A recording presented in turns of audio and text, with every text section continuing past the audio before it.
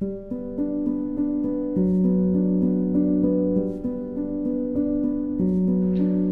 semuanya, selamat datang di seri Renungan Skriptura dari Yayasan Skriptura Indonesia.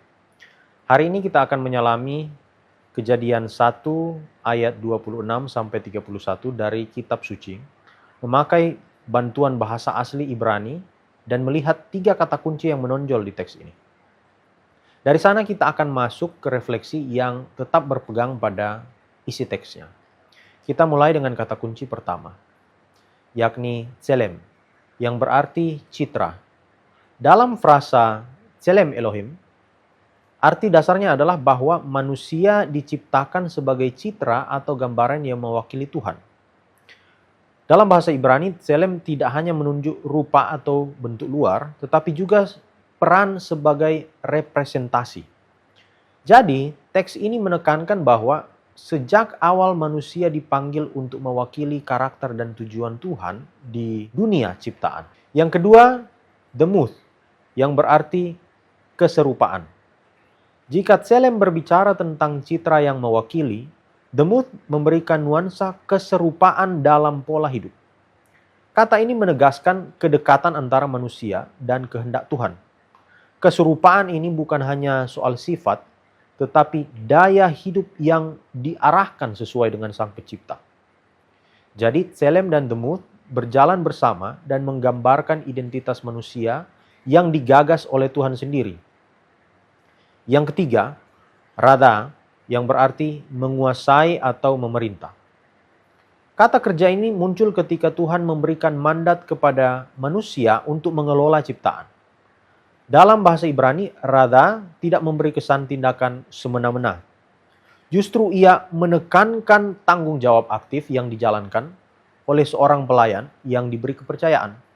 Jadi rada dalam konteks Kejadian 1 adalah mandat pemeliharaan, bukan pemusnahan atau dominasi yang merusak. Sekarang kita masuk ke refleksi yang langsung berangkat dari teksnya. Yang pertama, Kejadian 1 ayat 26-31 menunjukkan bahwa identitas manusia lahir dari keputusan Tuhan sendiri. Tselem dan demuth bukan hasil usaha manusia, tetapi anugerah dari Sang Pencipta. Ini berarti nilai manusia tidak berubah oleh kondisi luar. Teksnya mengajarkan bahwa manusia dihargai karena diberikan citra dan keserupaan sejak awal. Yang kedua, mandat rada diberikan setelah identitas ditegaskan. Urutan ini penting. Teksnya sedang menunjukkan bahwa tindakan manusia dalam dunia harus mengalir dari identitas yang sudah diberikan Tuhan.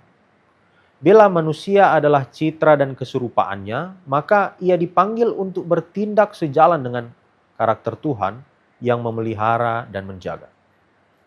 Yang ketiga, ayat 31 menutup bagian ini dengan pernyataan bahwa semua ciptaan Tuhan sangat baik. Di sini teks menegaskan tujuan dari identitas dan mandat manusia. Tuhan bekerja menuju kebaikan. Maka ketika manusia menjalankan rada, arah tindakannya juga diarahkan menuju kebaikan ciptaan. Kata tov atau baik yang berulang sepanjang Kejadian 1 mencapai puncak pada bagian ini, menandai keselarasan antar identitas, tugas, dan tujuan. Jika ketiga kata ini kita rangkai, kita melihat gambaran yang menyeluruh. Tuhan memberi identitas melalui tselem dan demuth, lalu memberikan mandat melalui rada. Identitas tanpa tanggung jawab akan sia-sia, dan tanggung jawab tanpa identitas akan kehilangan arah. Namun, dalam Kejadian 1 ayat 26-31, keduanya diikat oleh tujuan Tuhan yang baik.